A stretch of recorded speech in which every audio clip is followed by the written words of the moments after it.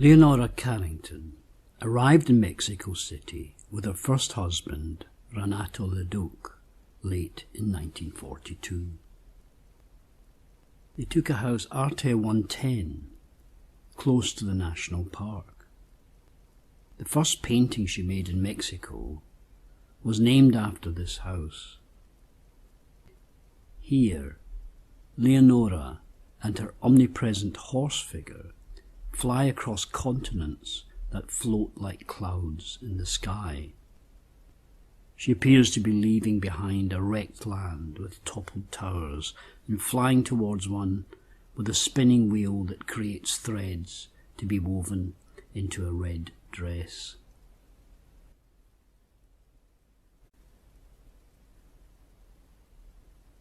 In Mexico, she met up with Remedios Baró and other Surrealist exiles.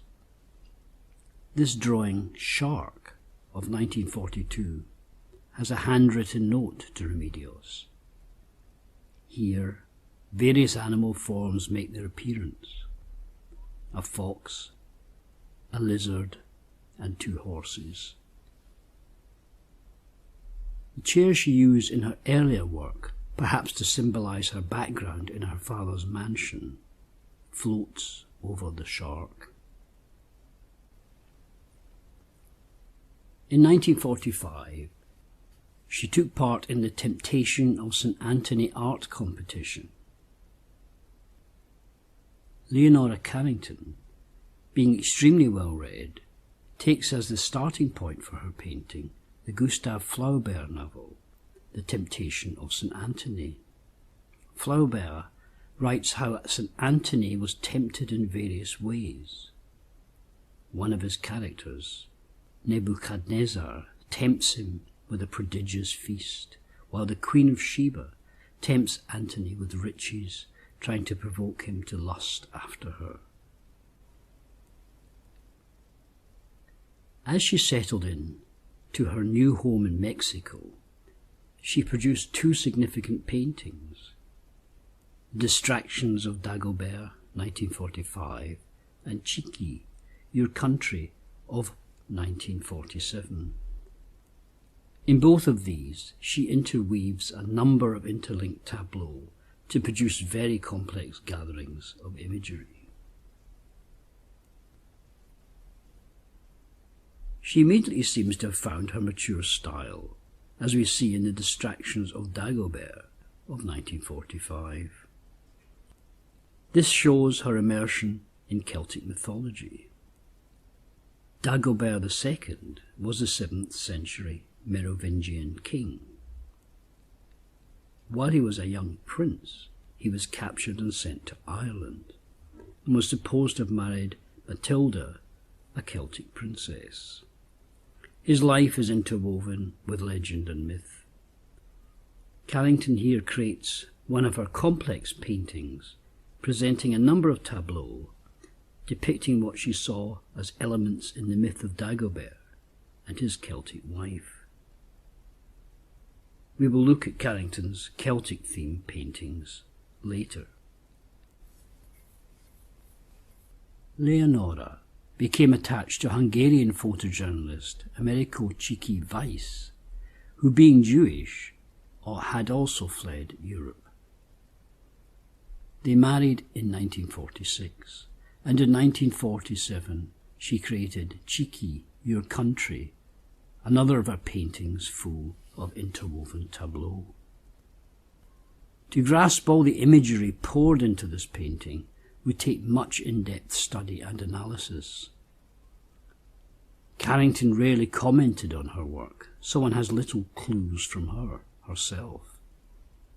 But this painting obviously interweaves aspects from the difficult lives of both Chiqui and herself with her wider philosophical and spiritual interests. Thus, for example, we see some small tableau at the bottom right, which may reflect alchemical imagery.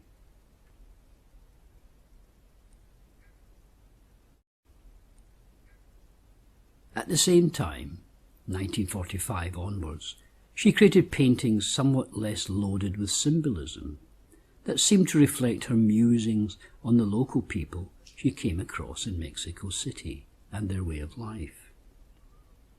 This series begins with The House Opposite of 1945. This house, in 2 levels, is busy with women moving from one room to another. The action appears to centre around cooking. On the lower right, 3 women appear to be making chicken soup in a large cauldron.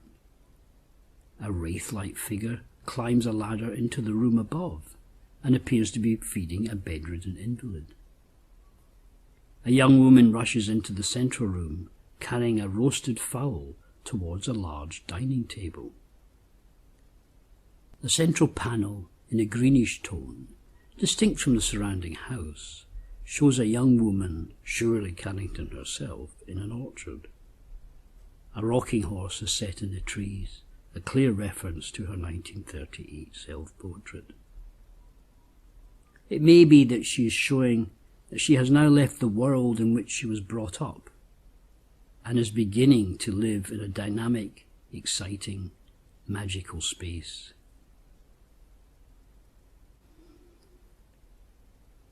Neighbourly Advice in 1947 again shows the interior of a house. Downstairs, 2 matrons appear to be discussing the child. An older child, holding her doll, leaves them to climb the stairs to the upper floor, where all sorts of exciting things are going on. People are dancing, sailing in a boat. Another climbs a ladder to look at the stars. The old Maids, also created in 1947, is painted in much the same style, using thin layers of paint. The narrative here appears quite simple. In The Pomps of the Subsoil, again from 1947, Leonora takes us into a more magical realm outside the mundane. Psychopomps in Greek mythology are spiritual guides for the souls of the deceased. They escort the dead to the afterlife. Here they are shown as 3 figures placed around a cloth spread on the ground. A little tree grows from a husk set in the centre. The figure on the left in blue has a head that morphs into a tree. She used that image earlier in her House Opposite. The 3 magical characters are surrounded by birds, perhaps signifying the souls that have been freed to fly from the world of the subsoil into the heavenly world of the afterlife.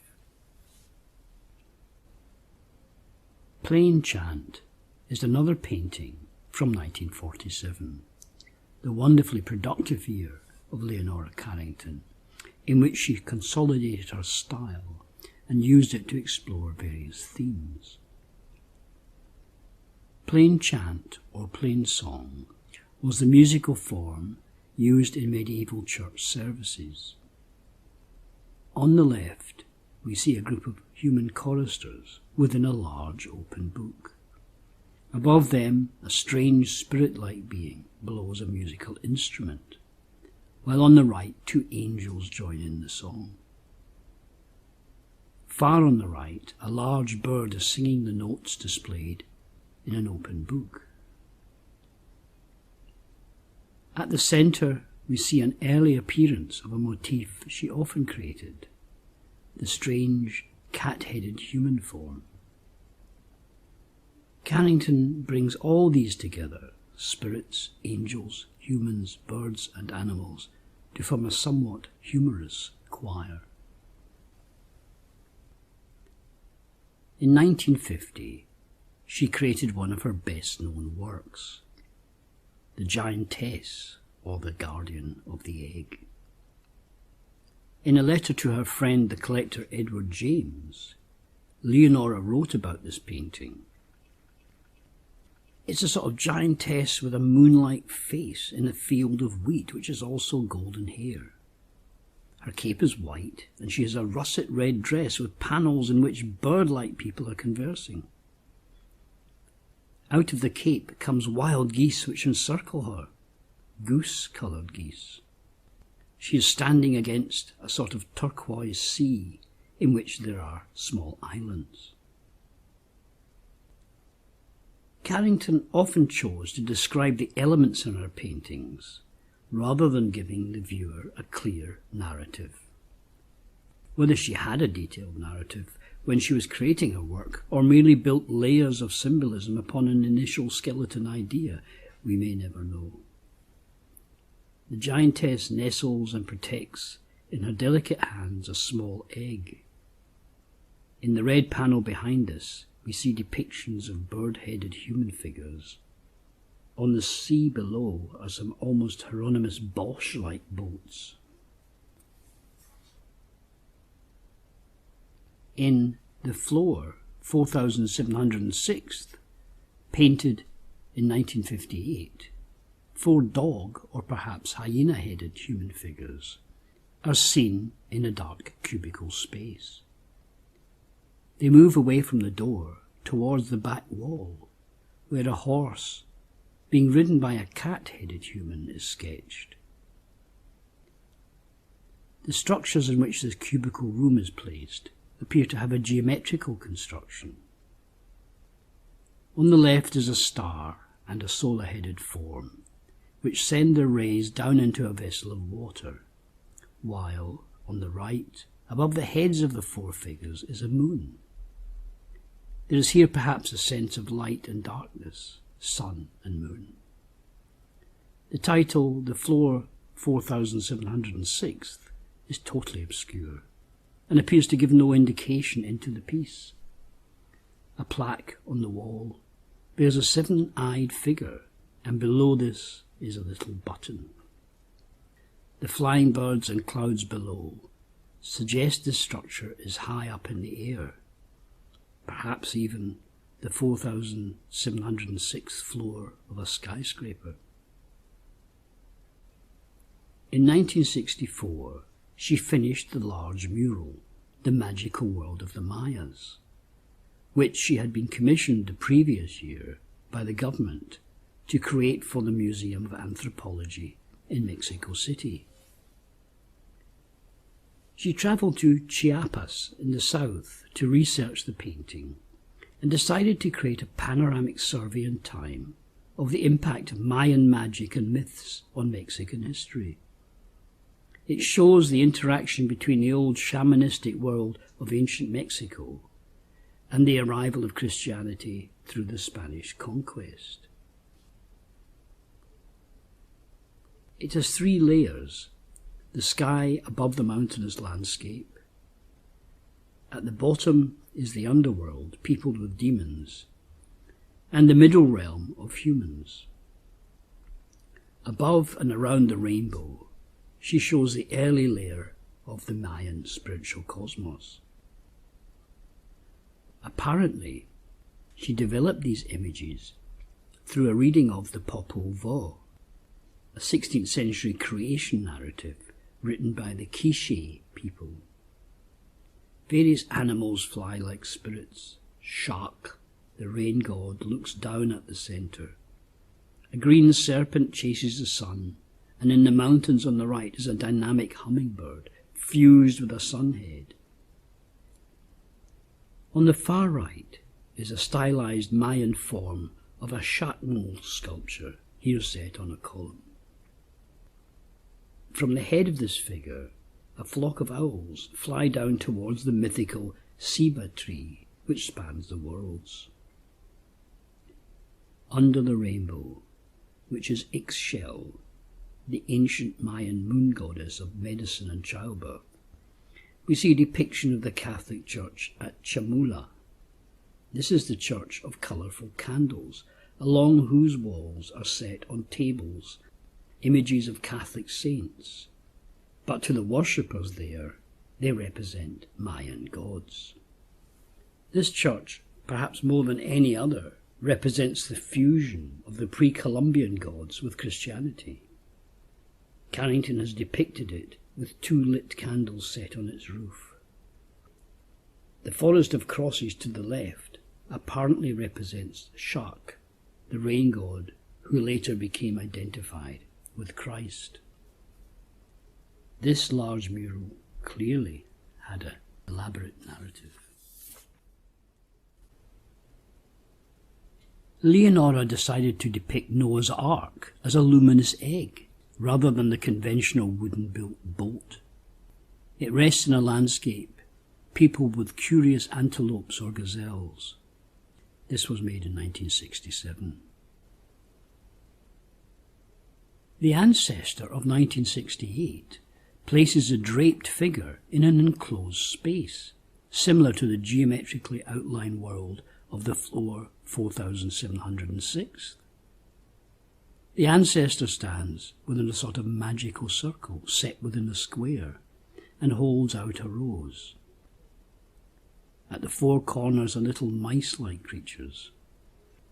In the arch space above are two spheres, one dark and the other bluish-grey. The figure and the animals all have dark eyes with enlarged pupils. The eye on the right of the Ancestor is covered with some decorated cloth.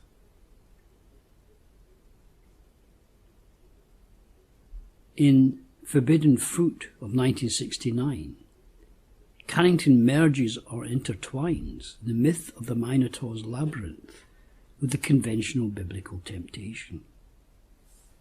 Within an underground chamber, we see a labyrinth formed by the body of a large serpent. Its body has been, in places, fixed to the ground by cords. The bulls that appear round this surely contextualizes within the Minos bull cult. At the centre, the snake offers a fruit, an apple or a pear, to the head of a strange, hairy figure. A pomegranate spills its seed onto the ground beside them. Carrington, being well read in classical and other mythologies, obviously took great delight in metamorphosing and mixing these together. This may also, through the central human figure, incorporate a Mexican mythological element, but it has not been possible to positively identify this. From around 1968 and into the 1970s, she spent time living in Chicago and also in New York, but was later to return to Mexico. We will look at her later paintings in a separate video. The next lesson in the series, number 3, is on Leonora Carrington's Celtic paintings.